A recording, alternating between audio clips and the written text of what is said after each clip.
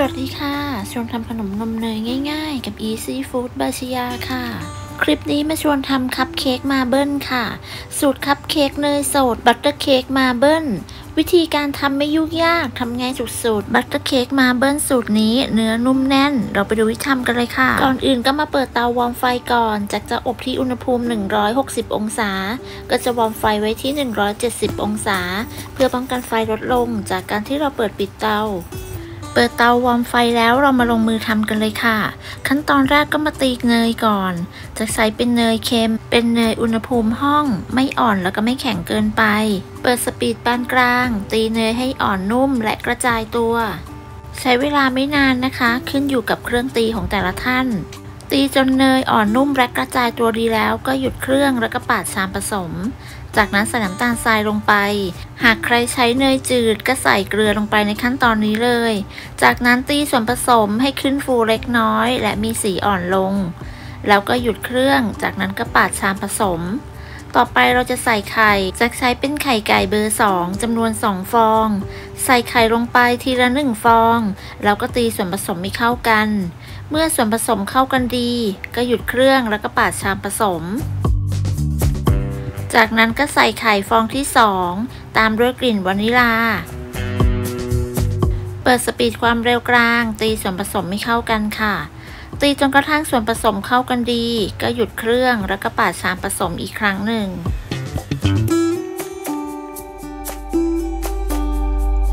ขั้นตอนต่อไปเราจะใส่แป้งสลับกับนมก็จะมีแป้งเค้กนมผงแล้วก็ผงฟูใส่ทั้ง3อย่างรวมกันแล้วก็คนให้เข้ากันเสร็จแล้วนำแป้งไปร่อนโดยแจ็คจะร่อนแป้ง2รอบเพื่อให้ได้แป้งที่โปร่งเบา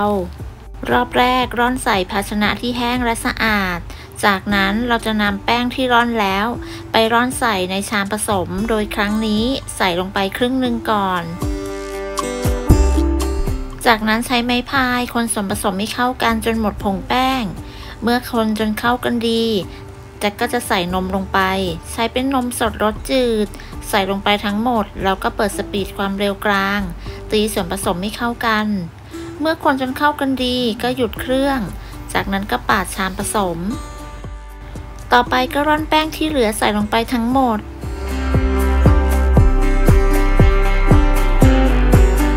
จากนั้นใช้ไม้พายคนส่วนผสมให้เข้ากันแล้วก็ตีต่อด้วยความเร็วต่ำเพื่อให้ส่วนผสมเข้ากันดีเมื่อส่วนผสมเข้ากันดีแล้วก็หยุดเครื่องแล้วก็ปาดชามผสมต่อไปเราจะแบ่งส่วนผสมที่ได้นี้ออกเป็น2ส่วนละเท่าๆกันจะกะด้วยสายตานะคะเพื่อนๆจะชั่งก็ได้ส่วนผสมส่วนหนึ่งผสมกับผงโกโก้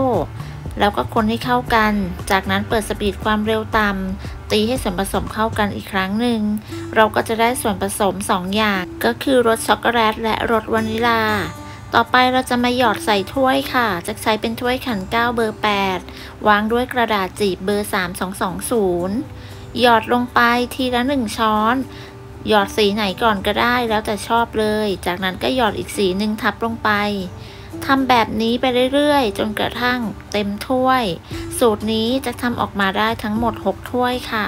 เสร็จแล้วก็นำเข้าอบก่อนอบอย่าลืมเคาะเบาๆเพื่อไล่อากาศแจ็คอบที่อุณหภูมิ160องศา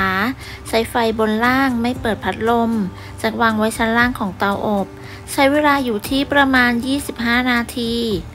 เมื่อครบเวลาก็นำออกจากเตากระแทกพิมพ์เบาๆเพื่อให้เค้กเสร็จตัว